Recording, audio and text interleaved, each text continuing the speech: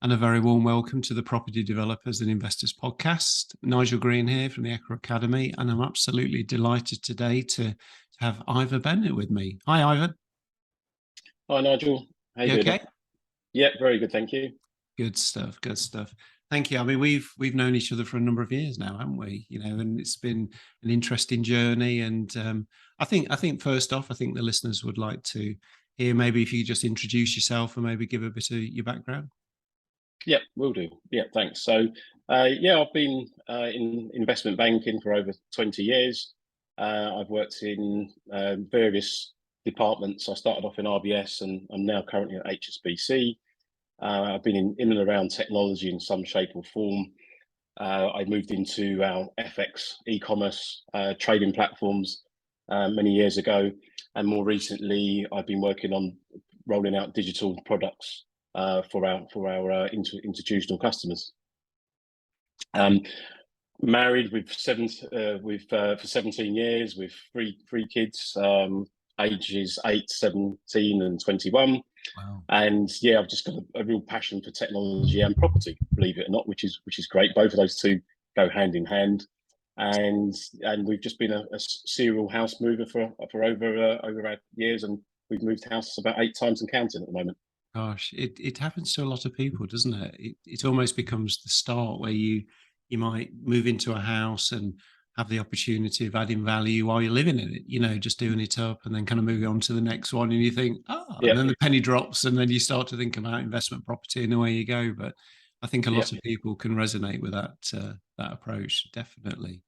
I mean, what made you choose property, as a vehicle to wealth and success? Yeah, it's well, I guess we've always been interested in property, and I think we didn't really realise it, but by just moving house, we were kind of investing, but purely within our own wealth economy. So it's just happened to organically grow, and as we moved house, every time we just seemed to get up the ladder and everything. Our equity was growing, which was great. We had a few sideways moves where we kind of didn't really make a lot of money, but it was we were still always never losing money. With that side interest, I think as we took the family through, and in the end, my daughter, she loves property as well now. But it was something we was always interested in, and we did it as a family. So between myself and my wife, we would look at houses, and always on Rightmove as well, looking to keeping an eye on the market. And so property was really just a natural progression to start the wealth journey.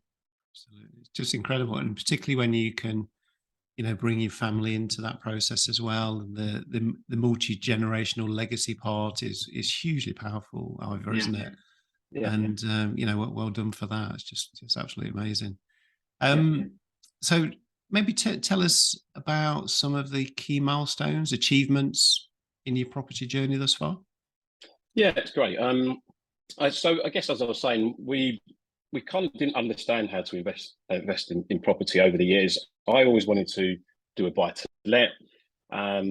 Various people around the bank and colleagues, they all seemed to have one property, but no one really went from one past that. And so you'd hear the odd person with, "I've got one property," and it was always niggling at me. And every time we went to do it, we, instead of going for a property, we'd maybe have a holiday, or we would spend some money on a house. So we finally thought, well, let's just get it done. So it's 2020, I think it's like February time, and we saw a 1-bedroom flat that became available. Myself and the wife, we looked at it, we knew the area.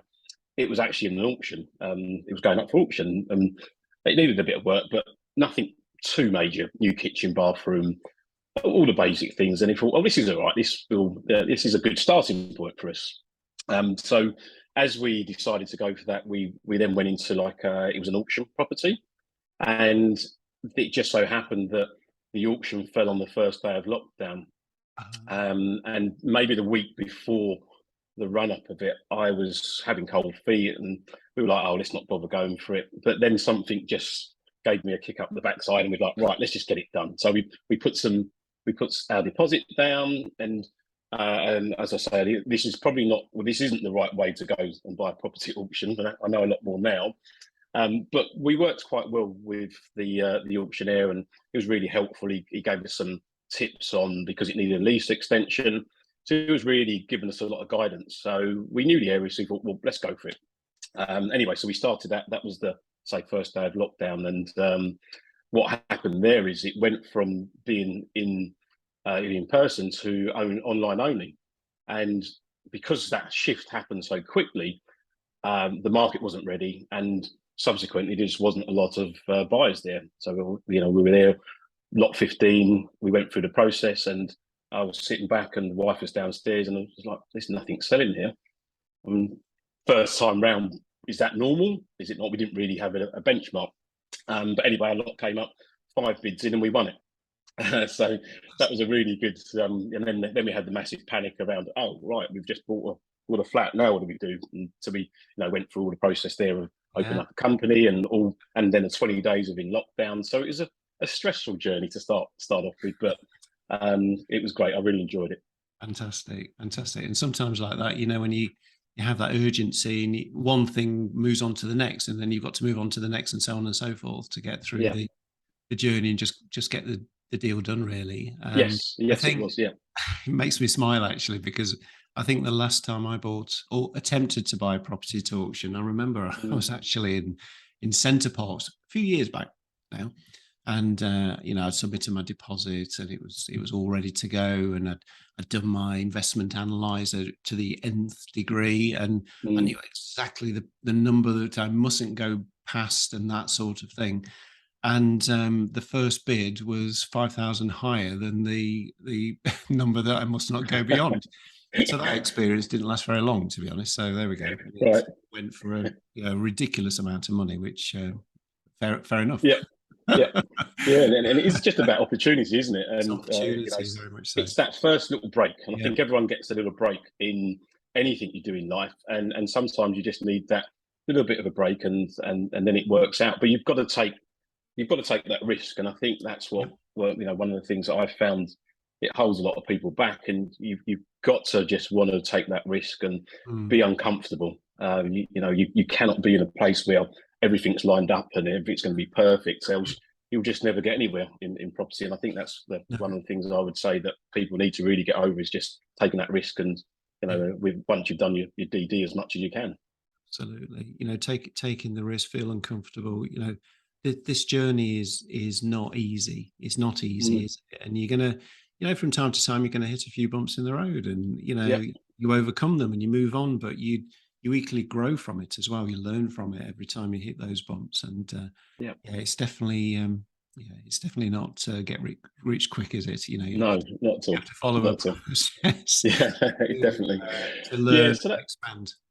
Yeah, and that kind of started off the investment, I guess, the start of it. And then what we then worked out is, look, there is actually resources outside that you can start to tap into. So this was really, again, following on from lockdown. And I guess one thing I would say, I don't believe I would have been able to get to where I was if it wasn't. So lockdown was the catalyst for me. As we were going into it, even coming up to it, it was just something about that year that you could either sit back or you could take some action. And as we got into lockdown, the March to April, I thought, right, this is my chance to actually use this time wisely. And I'd use the mornings to research and evenings, and I kind of really spent a good 6 months just delving into and focusing on myself. And again, I would never have been able to do that if I was in the normal day job, essentially, and obviously still working on the day job, but having the commute time back, so the 3 hours plus every day, that was almost like a gift to me. So that was really the starting point, which I really utilised. Fantastic. We know things don't always go according to plan. We know that. Can you maybe take us through something that you've encountered unexpectedly, and how you overcame that challenge? And it could be personal property or business related. Yeah, I mean, I think I would say one of the things that I started to do, so as we kind of got a bit more confident in our property journey, we moved from the flats to then an HMO to buy to let, and And then we really went into looking at multi-unit freehold blocks, so title splits. And that seemed to be a good way to go. I kind of started to really improve my knowledge around some of the strategies. And as I was going through that DD process, I found a freehold block. I'd put an offer in, it was accepted, and we got the valuation back, and just the numbers just didn't stack up to what I had compared to the valuation. So the deal didn't stack anymore. But at that point in time, it was a real point where I was like, oh, am I doing the right thing here? Because I'd spent a lot of money on valuations, solicitors' fees, brokers' fees, and they all started to mount up, and I got a little bit disheartened from it. I was like, oh, I'm doing the right thing here, but I had to push through that. And I guess the lesson that I took from that was, okay, you went for one, it didn't work out. Yes, you spent some of your seed capital on the property, and but what I did learn from that is a really good lesson around taking that action. You're not going to be right all the time, so you are going to go through these ups and downs. But going through the next one, I was actually able to really hone my skills in, and subsequently the second one I went through gave me a really good result. So that was the one the next one secured. The figures came back great, and I was able to progress, and we completed on a block of flats in I think it was May this year, essentially. Yes, yeah, and a nice block it is too. And yeah, absolutely. So doesn't it just show you that from time to time the head does go down, doesn't quite go as planned, but we learn, and it just shows you could have easily, as anybody could, get disheartened and go, this is the end of the road for me. But you carried on, and you persevered, and you've got that commitment, and a great mindset to just keep pushing on, applying the learning. And guess what? You got a great block thereafter, which was just fantastic. So that's really, really good. I mean, what lessons have you learned along the way? Yeah, it's good question here. I think the first lesson I would say is keeping positive. That for me was really the starting point. So it's working on your mindset, making sure that you find your own path. And with all of this, it's really tough, and everyone who's kind of invested in any shape or form or any business knows how difficult it can be, how lonely it can be. But I think what I learned quite quickly on this journey was actually, if you get your mindset right, everything else is going to follow after that. If you've got the wrong mindset, or you're around people that are negative and they don't really believe in what you're trying to do, then there's so many things that are actually going to drag you down, and you're not going to succeed. So I've always tried to stay really positive, and I have been for most of my life. But I was really had to try to convince my wife, because I would quote figures of where I wanted to be, and she would just look at me as if I was mad, basically. And it's really just trying to convince her. And actually, it was quite nice, because as I continued the journey, the proof was in the pudding. So it was no longer my words saying, "Oh, I could make this," or I could get that for that property. She could actually start to see the fruits of my labour. So that's definitely one thing I would say, to stay positive. I guess the other thing as well was actually working out your own plan and your own strategy. I think that's really challenging to start off with when you go through a property journey, because as we all know, there's so many strategies. You do get overwhelmed. It's very easy to jump from one strategy to another, because it takes a while to find a property. It takes a while to really get into the groove of something, and you can really find yourself, getting stuck, essentially. So once I found my way, that really was the point where I could really start to excel, and actually just enjoying it as well. Really making sure that whatever you choose, like any job, I always say to the people I work with, I enjoy my job. If you do something that makes you unhappy, well, chances are you're not going to succeed, because you don't want to do that. But so I definitely think that's one of the things I've learned as well. And then maybe just another little point of that, I think, and where you've got, so there's a lot of people that have got day jobs and they're trying to do property on the side. And I think this is a real tough thing to do. And I know a lot of people have done it and they've made that jump, but it's really important to recognise when you're about to burn out.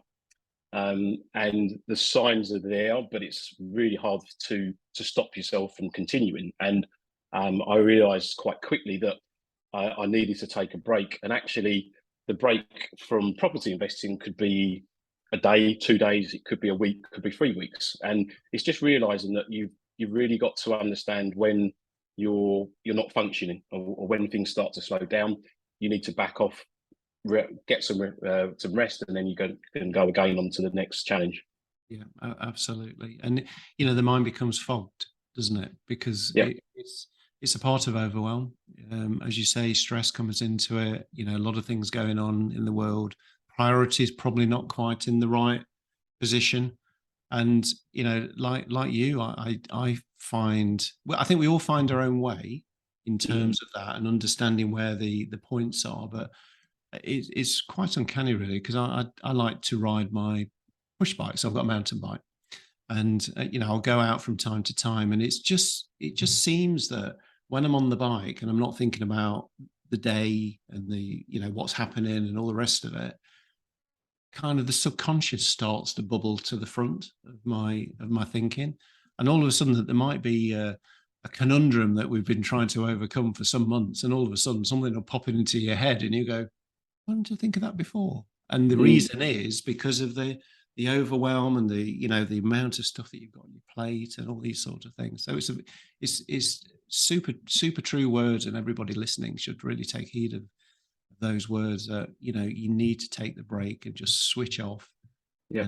And magic can happen when you actually switched off. So it's it's very, very, very wise words there. What are your plans for the future? Yeah, so good. Okay, plans. I think continue the journey. I'm enjoying investing. We've got a SaaS set up, which is great. We're focusing more on a SaaS business at this point in time. So we're continuing to look for commercial buildings, and we will continue with our title splits as well. And that's kind of what we're going to do. So we're looking at I guess we're trying to work in areas where the masses aren't. So, and I think commercial is one aspect. I definitely find that in when you're going into the commercial space, the market kind of the buyers seem to drop off. It's a slower process as well. I've been spending a lot of time engaging with commercial agents, and actually it's quite a nice strategy for people who have got day jobs, because it's a slower market. You can arrange times to meet agents. You contact them every couple of weeks, and that's starting to pay off. Something I've learned from yourself and Mark around starting to build up those relationships. So it's a long burner, and I think it really works quite nicely with a day job essentially. Whereas I think where you're in a resi market, you've got to be jumping into these properties and seeing the viewings as quickly as possible. So that's kind of where I see the future going for the next few years. Very, very good. Yeah, you're absolutely right. And the commercial market at the moment, it's an interesting world to say the least. But the people in it, the agents, it's that long-term relationship you're building, and it's hard to start with. It really is hard. You're connecting with somebody for the first time.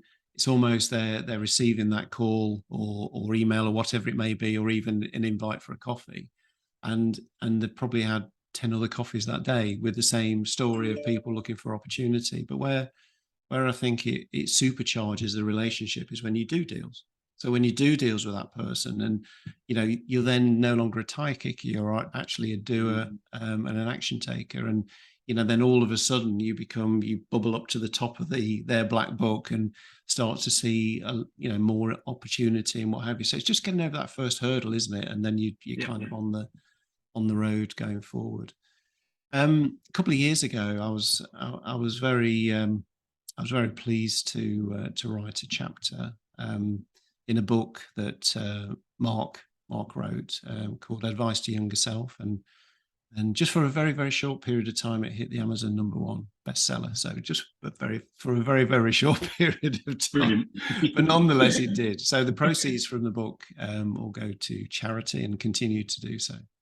And it was quite an eye opener for me, really, that I'm not necessarily that sort of person, but it took me out of my comfort zone and made me sit down and kind of think about my life and certain things I'd done, and how, if given the time again, that advice I would give to my younger self to maybe just supercharge, the progress and my career.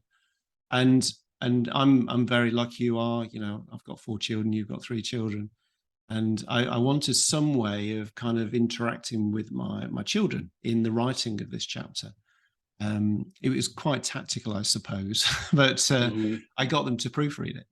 Okay, and I think just by the process of them proofreading, they actually learned some insight into Dad that in some cases they didn't really understand in terms of context of what my life was all about. You see, so I was subtly advising my younger self to my children, and they commented, and they proofread and all the rest of it. So that was my view, because I'm not a firm believer in sitting them down on a Saturday morning with a piece of paper and saying, right, we're going to talk about property, because it just kind of doesn't work, does it?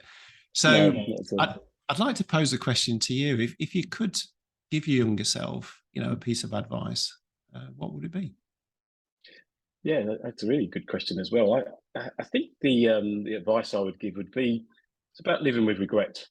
I see this time and time again when I talk to maybe certain family members or just friends and colleagues, really. And it's really about don't live with regret, take action.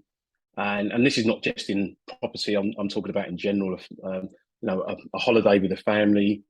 I hear a lot of people that say, "Oh, I'd love to take my kids to Florida," or they just save up and get it done. The kids are only young, for a small period of time, and then they don't want to go on holiday with you, or something like watching a football match with your kids, and whatever it might be. It could be small decisions, but just take that action, enjoy. And you can look back and at least you've had a go, or you've tried to get there, and so don't be worried about failing as well. And I think a lot of people, we sit back and we worry about what other people are thinking about us. So live your own life and just don't live with regret. Absolutely. And I think something I've learned over the years also is, mistakes. You've got to make mistakes. Yeah, and I guess when I was brought up, if you did something wrong or it didn't quite go as planned, it was perceived as a bad thing. But actually, I think as time has gone on and the reality of where we are, it's seen actually as a good thing, because people learn from it, and people learn and expand their knowledge far greater actually when they make a mistake than just reading a book and not making the mistake, if you see what I mean. Yeah, So, totally agree. so I think it's a real interesting thought process that. But, Ivor, that's been great. I mean, if people want to follow you or get in contact with you, how can they do that? Yeah, so Ivor Bennett, I'm on LinkedIn, on Facebook. Connect. I'm happy to catch up with anyone just wanting to. I love talking about property and connecting with people. So yeah. Fantastic. That's absolutely great. Ivor, it's been an absolute pleasure, and thank you so much. Your positivity and your drive and your go-get-it attitude has certainly come through this podcast. So I thank you very much for that. Great. Thanks a lot, Nigel. No problem at all. That's the Property and Developers Investors Podcast. Nigel Greene with an interview with Ivor Bennett.